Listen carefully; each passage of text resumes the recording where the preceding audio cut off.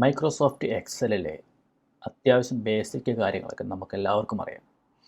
എന്നാൽ മാക്രോ എന്നുള്ള ഒരു സൗകര്യം മൈക്രോസോഫ്റ്റ് എക്സലിലുള്ളത് പലർക്കും അറിയില്ല. കാരണം ഡെവലപ്പർ എന്നൊരു ടാബ് തന്നെ എക്സലിൽ ഹിഡൻ ആയിട്ടാണ് ഉള്ളത്. സാധാരണ കോമൺ യൂസേഴ്സിൻ്റെ അടുത്ത് നിന്ന് അത് മൈക്രോസോഫ്റ്റ് ഹൈഡ് ചെയ്ത് വെച്ചിരിക്കുകയാണ്. അപ്പോൾ നമുക്ക് എന്താണ് മാക്രോസ് ഉപയോഗിച്ച് നമുക്ക് എന്തൊക്കെ ചെയ്യാൻ പറ്റും എന്നൊക്കെ നമുക്കൊന്ന് നോക്കാം.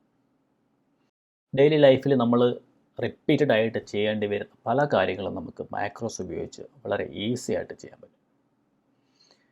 മാക്രോസിൽ ഉപയോഗിച്ചിരിക്കുന്നത് മൈക്രോസോഫ്റ്റ് വിഷ്വൽ ബേസിക് എന്ന് പറയുന്ന ഒരു പ്രോഗ്രാമിംഗ് ലാംഗ്വേജാണ്. ഒരു സാധാരണക്കാരനും മാക്രോസ് ഉപയോഗിക്കാൻ പറ്റും. അതേസമയം കുറച്ച് ഡീപ്പായിട്ട് നോളജുള്ള വിഷ്വൽ ബേസിക് അറിയാവുന്ന ആൾക്കാർക്ക് എക്സലിനെ നമ്മുടെ ആവശ്യത്തിനനുസരിച്ച് ഇത് കസ്റ്റമൈസ് ചെയ്യാൻ കഴിയും. എക്സലിനുള്ളിലുള്ള അനാവശ്യമായ എല്ലാ ബട്ടൺസും എല്ലാം റിമൂവ് ചെയ്തിട്ട് നമ്മുടെ ആവശ്യത്തിനുള്ള ബട്ടൺസ് മാത്രം വെച്ചുകൊണ്ട് നമുക്കൊരു കസ്റ്റം ആപ്ലിക്കേഷൻ തന്നെ നമുക്ക് എക്സലിൽ ഉണ്ടാക്കാൻ കഴിയും. അപ്പോൾ നമുക്ക് മാക്രോസ് എന്താണെന്ന് നോക്കാം.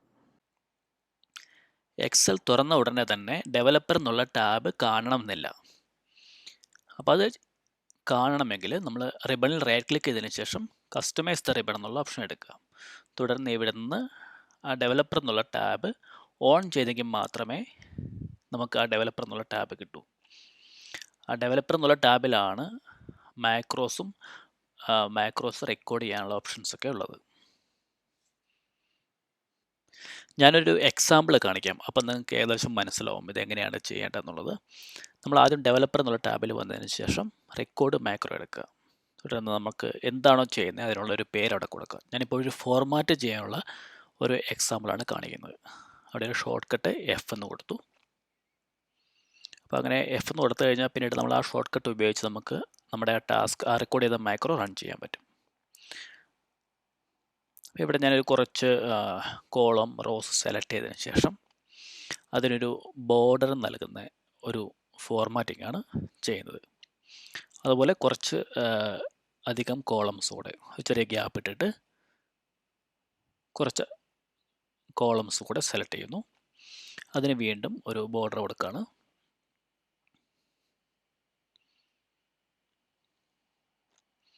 പിന്നെ കുറച്ചൊരു ഏരിയ കുറച്ച് 3-4 കോളംസ് കൂടെ സെലക്ട് ചെയ്തതിന് ശേഷം അതിനൊരു ബാക്ക്ഗ്രൗണ്ട് കളർ കൊടുക്കുന്നു. അങ്ങനെയാണ് ഞാൻ ഈ ഒരു ഷീറ്റ് ഫോർമാറ്റ് ചെയ്യുന്നത്. അപ്പോൾ നമുക്കിനി മാക്രോ സ്റ്റോപ്പ് ചെയ്യാം.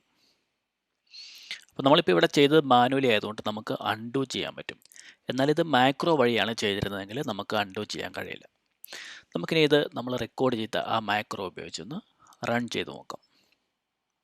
മാക്രോസ് എടുത്തു കഴിഞ്ഞാൽ നമ്മൾ റെക്കോർഡ് ചെയ്ത മാക്രോയുടെ കാണാൻ കഴിയും.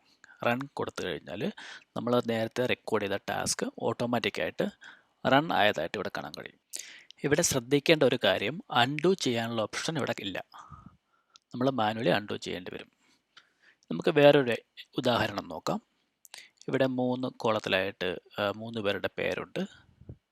വലത്തോട്ട് 3 സബ്ജക്റ്റിൻ്റെ പേരും അതിന് കിട്ടിയ മാർക്കും ഉണ്ട്. ഈ കോളത്തിൽ നമുക്കതിന് ടോട്ടൽ കിട്ടണം. അതായത് ഈ 3 മാർക്കിൻ്റെ അങ്ങനെ എല്ലാവരുടെയും ടോട്ടൽ അവിടെ ആവറേജും ഈ കോളത്തിൽ കിട്ടണം. അപ്പോൾ നമുക്ക് ആദ്യം ഈ കോളത്തിൻ്റെ ടോട്ടൽ കിട്ടാനുള്ള നോക്കാം. അതിന് മുമ്പ് നമ്മൾ റെക്കോർഡ് ചെയ്യേണ്ടതുണ്ട് മാക്രോ. നേരത്തെ ചെയ്തതുപോലെ തന്നെ നമുക്ക് വീണ്ടും മാക്രോസ് റെക്കോർഡ് ചെയ്യാം. മാർക്കെന്ന് പേരും എം ഷോർട്ട് കട്ടായിട്ട് കൊടുക്കാം. എന്നിട്ട് ഇവിടെ ടോട്ടൽ കിട്ടുന്നതിനായിട്ട് നമ്മൾ സെലക്ട് ചെയ്തിട്ട് ഹോമിൽ പോയിട്ട് നമുക്ക് സം കൊടുക്കാം. എന്നിട്ട് നമുക്ക് താഴത്തെ 2 കോളത്തിലേക്ക് ഡ്രാഗ് ചെയ്യുക. അപ്പോൾ അവിടെ അത് വന്നു കഴിഞ്ഞു. ഇനി ആവറേജ് കിട്ടാനായിട്ട് നമുക്ക് ആവറേജ് എന്നുള്ള ഫോർമുലയാണ് ഉപയോഗിക്കേണ്ടത്. ആവറേജ് കൊടുത്തതിന് ശേഷം ബ്രാക്കറ്റ് ഓപ്പൺ ചെയ്ത് നമുക്ക് വേണ്ട 3 വാല്യൂസ് സെലക്ട് ചെയ്ത് കൊടുക്കുക. ബ്രാക്കറ്റ് ക്ലോസ് ചെയ്യുക. അത് വീണ്ടും 3 താഴേക്ക് ഡ്രാഗ് ചെയ്യുക. ഇത്രയും ചെയ്ത് കഴിഞ്ഞാൽ നമുക്ക് ചെയ്യേണ്ടതായി. പിന്നെ നമുക്ക് മുകളിലത്തെ ആ ഒരു ഇതൊന്ന് ബോൾഡാക്കാം. ഏറ്റവും മുകളിലത്തെ കോളം റോസ് ഒന്ന് ബോൾഡാക്കാം. അതുപോലെ താഴത്തെ ഫസ്റ്റ് കോളം ഒന്ന് ബോൾഡ് ചെയ്യാം. പിന്നെ മാർക്കിൻ്റെ ആ ഒരു കോളത്തിൽ ബോൾഡാക്കി ബാക്ക്ഗ്രൗണ്ട് ടൈപ്പ് റെഡ് കളർ ഒന്ന് കൊടുത്തിരിക്കാം ആ ഫോണ്ടിന്. പിന്നെ ആവറേജ് ഒന്ന് ഹൈലൈറ്റ് ചെയ്യാം. ഇത്രയും ചെയ്ത് കഴിഞ്ഞാൽ നമുക്ക് ചെയ്യേണ്ട ഒരു ടാസ്ക് കഴിഞ്ഞു. ഇപ്പോൾ 1-ാം ക്ലാസ് മുതൽ 10-ാം ക്ലാസ് വരെ പല ഷീറ്റായിട്ട് അല്ലെങ്കിൽ 10 ഷീറ്റായിട്ട് ABC അങ്ങനെ ഡിവിഷൻ അങ്ങനെ 3 10x3 30 ഷീറ്റ് ഉണ്ടെന്ന് വിചാരിക്കും. എല്ലാ ഷീറ്റിലും പോയിട്ട് ചെയ്യാനുള്ള എന്ത് പ്രയാസമുണ്ട്. അപ്പോൾ നമുക്ക് ഈ ഒരു ഷീറ്റിൽ ഇപ്പോൾ റെക്കോർഡ് ചെയ്ത ആ ഒരു മാക്രോ മാർക്ക് എന്നുള്ള ആ മാക്രോ റൺ ചെയ്ത് നോക്കാം. വളരെ എളുപ്പത്തിൽ സെക്കൻഡ് കൊണ്ട് തന്നെ ആ ഒരു ടാസ്ക് കംപ്ലീറ്റ് ആയിട്ടുണ്ട്.